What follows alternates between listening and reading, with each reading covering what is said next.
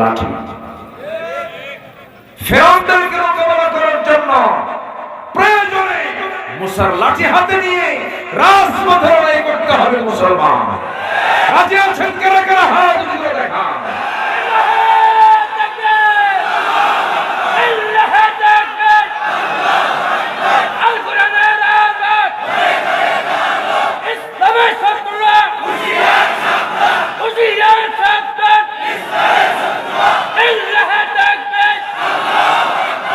আল্লাহ কবুল করুন। জোরে বলি আমিন।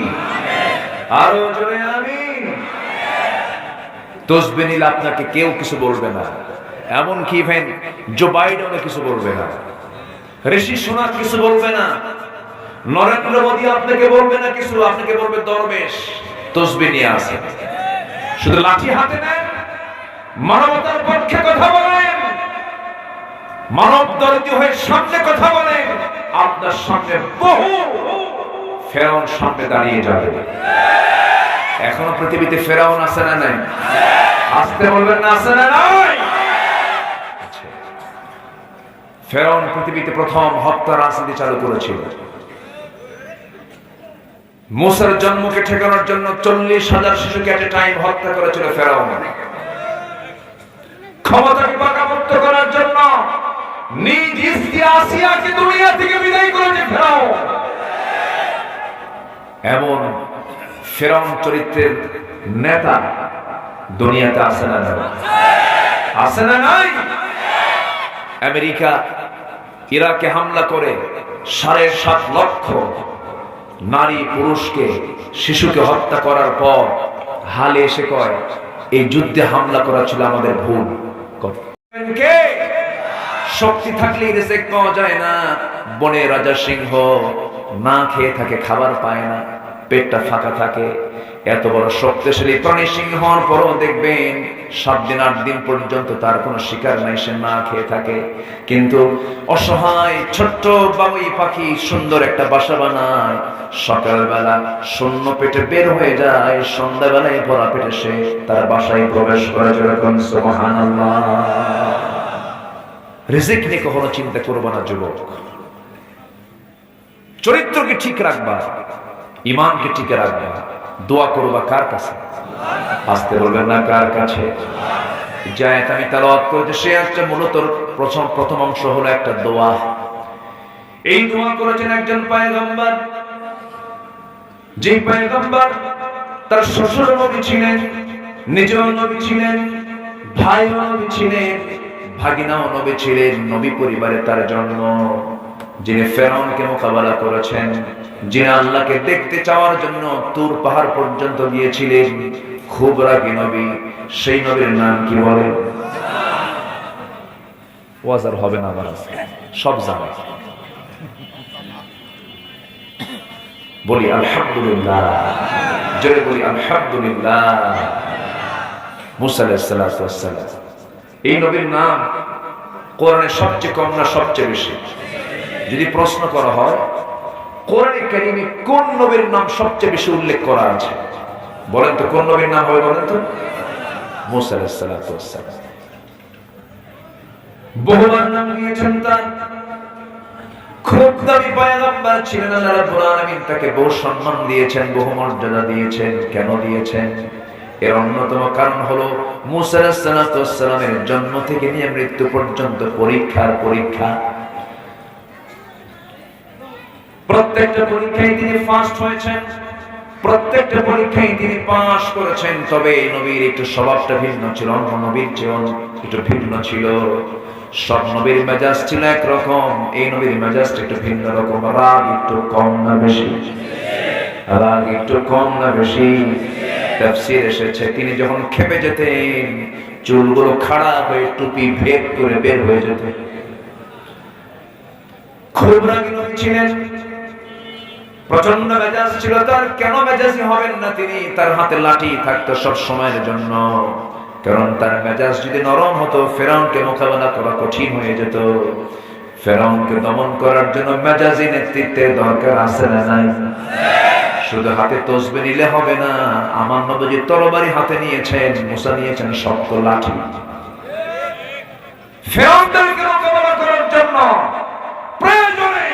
মুসার লাঠি হাতে নিয়ে রাজপথে লড়াই করতে হবে মুসলমান। রাজি আছেন কারা কারা? হাত তুলে দেখান।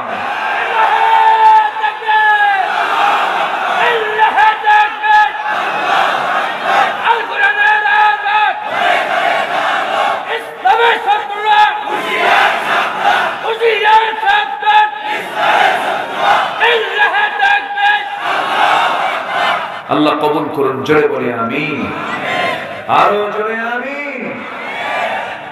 তসবিহ নিলে আপনাকে কেউ কিছু বলবে না, এমনকি ইভেন জো বাইডেনও কিছু বলবে না, ঋষি সোনাক কিছু বলবে না, নরেন্দ্র মোদী আপনাকে বলবে না কিছু, আপনাকে বলবে দরবেশ তসবিহ নিয়ে আসে। শুধু লাঠি হাতে নেন, মানবতার পক্ষে কথা বলেন, মানব দরদি হয়ে সামনে কথা বলেন, আপনার সামনে বহু ফেরাউন সামনে দাঁড়িয়ে যাবে। এখনো পৃথিবীতে ফেরাউন আছে না নাই? আসতে বলবেন না, আছে না নাই? ফেরাউন পৃথিবীতে প্রথম হত্যা রাজনীতি চালু করেছিল। মুসার জন্মকে ঠেকানোর জন্য 40,000 শিশুকে এট এ টাইম হত্যা করেছিল ফেরাউন। ক্ষমতাকে পাকাপোক্ত করার জন্য নিজ স্ত্রী আসিয়াকে দুনিয়া থেকে বিদায় করেছে ফেরাউন। এমন ফেরাউন চরিত্রের নেতা দুনিয়াতে আছে না নাই? আছে না নাই? আমেরিকা ইরাকে হামলা করে 7.5 লক্ষ নারী পুরুষকে শিশুকে হত্যা করার পর হালে এসে কয় এই যুদ্ধে হামলা করা ছিল আমাদের ভুল। এখন কি কর? ভুল। 7.5 লাখ মানুষ শেষ করে ফেলার পরে বলে এটা ছিল আমাদের ভুল সিদ্ধান্ত। দেখাতে কি অবস্থা। সম্মানিত ভাইরা, সম্মানিত বন্ধুগণ, মুসা আলাইহিস সালাতু ওয়াস সালাম খুব দামি নবী ছিলেন। তিনি একটা দোয়া করছেন আল্লাহর কাছে, কি সুন্দর দোয়া। দোয়াটা শিখে নিই, চলো শিখবো না ইনশাআল্লাহ? জোরে বলি ইনশাআল্লাহ। এই নবীকে আল্লাহ তাআলা খুব পছন্দ করতেন। আল্লাহ নিজে তার সঙ্গে ডাইরেক্ট কথা বলতেন। এটা শুধু এই নবীর সঙ্গেই হতো, সরাসরি কথা বলতেন। তবে দেখা হতো না, শুধু কথা হতো। একদিন বলতেছেন আল্লাহ সারা জীবন তো অডিও কল বাংলা, আজকে তো ভিডিও কল বাড়ি। আল্লাহ কি কথা কি বুঝতেছেন? কল তো ভিন্ন, একটা অডিও আর একটা কি ভিডিও। আল্লাহ বললেন মুসা আমাকে কলে কথা বলতে গেলে অডিওতে হবে, ভিডিওতে হবে না। ভিডিওতে কল ঢুকবে না, সব অপশন তোমার থাকবে না। মুসা বলছেন আল্লাহ শুধু কথাই বললাম, দেখার তো আগ্রহ বেড়ে গেছে, তোমার সাথে দেখা করতে চাই। আল্লাহ বললেন মুসা দেখতে পাবে না, লেনতারানি দেখতে পাবে না, দেখতে পাবে না কখনো নয়, তবে তুমি আমাকে দেখতে পাবে জান্নাতে, আমারও দেখবো জান্নাতে। জোরে বলি ইনশাআল্লাহ, আরো জোরে বলি ইনশাআল্লাহ। মুসা আলাইহিস সালাতু ওয়াস সালাম বলছেন আল্লাহ একটু চেষ্টা করি। তুর পাহাড় পর্যন্ত গেলেন, দেখতে পেলেন না, সেন্সলেস হয়ে গেলেন।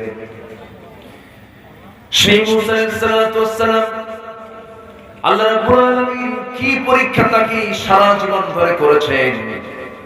ফেরাউন যখন শুনল আল্লাহর পয়গম্বর মুসার জন্ম হয়ে গেছে, তাকে দুনিয়া থেকে বিদায় করা দরকার, সে কি করল? ওই মিশর জনপদে যত সন্তানের মা ছিল, পেটের সন্তান যাদের ছিল, ছেলের সন্তান হলে পরে তাদেরকে জীবন্ত পুঁতে হত্যা করত মুসার জন্ম ঠেকাবে। কিন্তু লক্ষ্য করে দেখা গেল মুসা আলাইহিস সালাতু ওয়াস সালাম পৃথিবীতে ভূমিষ্ঠ হওয়ার সঙ্গে সঙ্গে তার মা টেনশনে পড়ে গেলেন। টেনশন করে বলছেন আমার সন্তানকে বুঝি ফেরাউনের লোকজন এসে হত্যা করে ফেলবে, মেরে ফেলবে। সন্তান যখন জন্ম হয়ে গেল, আল্লাহ বলছেন মুসার মা টেনশন করো না, তোমার সন্তানকে তুমি আস্তে করে কাঠের বাক্সে ভর্তি করে দরিয়ায় ভাসায় দাও, আমি তোমার সন্তানকে আস্তে করে তোমার করে আবার উঠায় দেবো। জোরে বলে সুবহানাল্লাহ। কে বাঁচান? আস্তে বলেন না, কে বাঁচান? وأوحى إلى أم موسى أن أرضعيه فإن خفت عليه فألقيه في اليم ولا تخافي ولا تحزني। চিন্তা করো না, দড়িয়ে ভাসিয়ে দেওয়া হলো। ভাসতে ভাসতে জন্ম নিয়েছেন মার পেট থেকে, দুধ খাওয়ার কিসমত হলো না তার। জন্মদিন তিনি পরীক্ষায় পড়ে গেলেন, কেন তার নামটা বারবার আসবে না। দড়িয়ে ভাসিয়ে দেওয়া হলো, ভাসতে ভাসতে গিয়ে সেই কাঠের বাক্স গিয়ে হাজির হলো মিসেস ফেরাউন আলাইহিস সালাম, যে ঘাটে তিনি গোসলটা করার জন্য নামেন, সেই ঘাটে গিয়ে সেই কাঠের বাক্স জমে গেল, ভিড় জমালো। দৃষ্টিগোচর হলো আসিয়া, কর্মচারীদেরকে ডাক দিয়ে বলেন, দেখো তোমার মধ্যে কি আছে। কেউ খুলতে পারে না, খুলতেছে না মুখটা। কিন্তু আসিয়ার কাছে যখন নিয়ে আসা হলো, শুধু আস্তে করে হাত রাখলেন, অটোমেটিক্যালি খুলে গেল।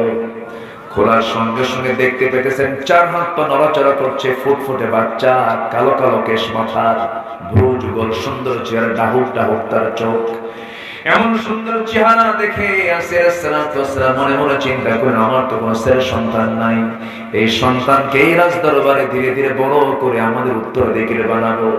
এই স্বপ্নে বিবর হয়ে সালাম মুসা সালামকে কোলের মধ্যে করে নিয়ে যখন রাজপ্রাসাদের মধ্যে ঢুকতে নিলেন, সামনে ফেরাউন দাঁড়ায় বলে, আসিয়া তোমার কোলে এটাকে কুররাতু আইনিন লি ওয়া লাক, আমার চক্ষু শীতলকারী, আপনার চক্ষু শীতলকারী সন্তান দেখেন, দিলটা জুড়ে যাবে, মনটা ভরে যাবে।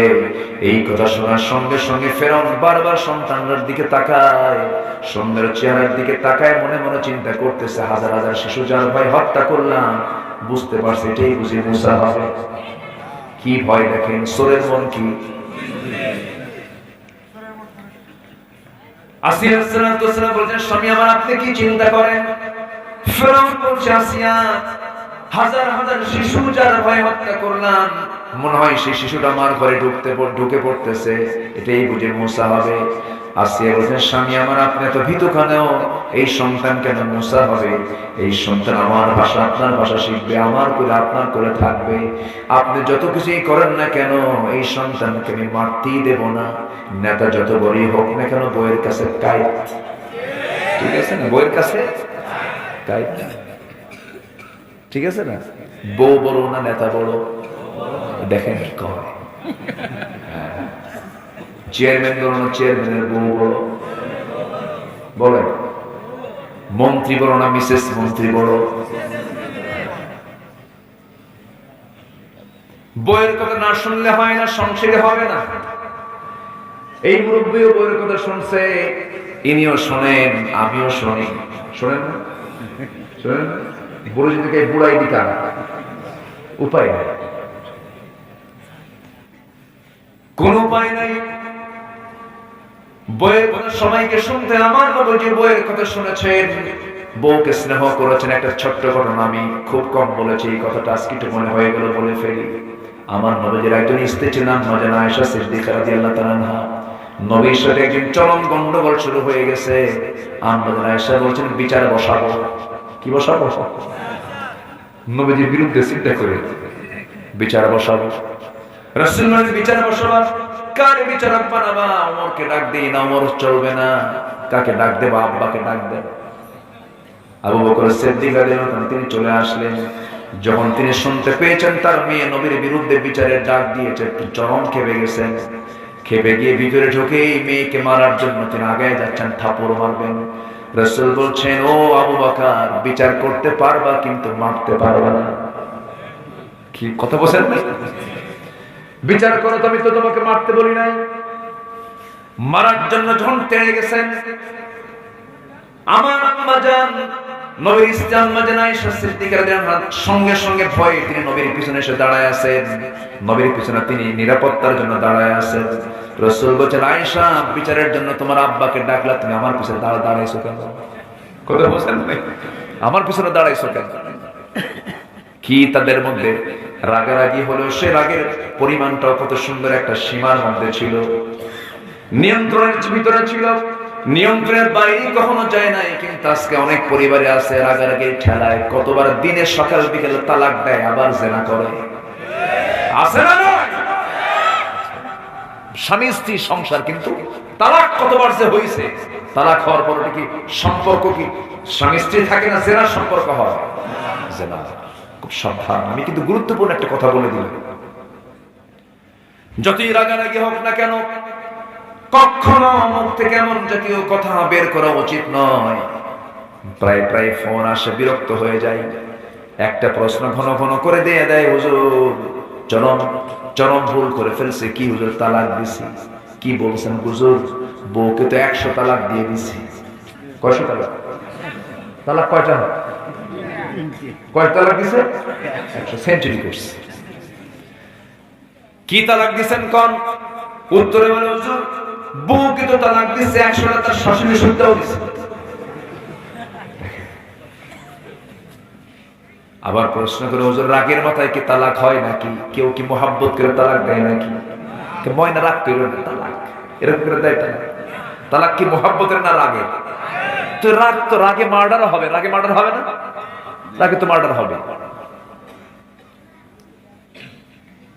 আমার বন্ধুগণ, প্রশ্ন করেছিলাম বউ বড় না চেয়ারম্যান বড় না চেয়ারম্যানের বউ বড়? অনেকেই বলেছেন চেয়ারম্যানের বউ বড়। হ্যাঁ, কোন অংশে কেউ কম নয়। আল্লাহ তাআলা স্ত্রীর মর্যাদাও দিয়েছেন, স্বামীর মর্যাদাও দিয়েছেন। তবে এর মধ্যে আল্লাহ তাআলা একজনকে নেতা বানিয়ে দিয়েছেন। নেতা হবে বউ না স্বামী? আসতে হবে। বউ না স্বামী?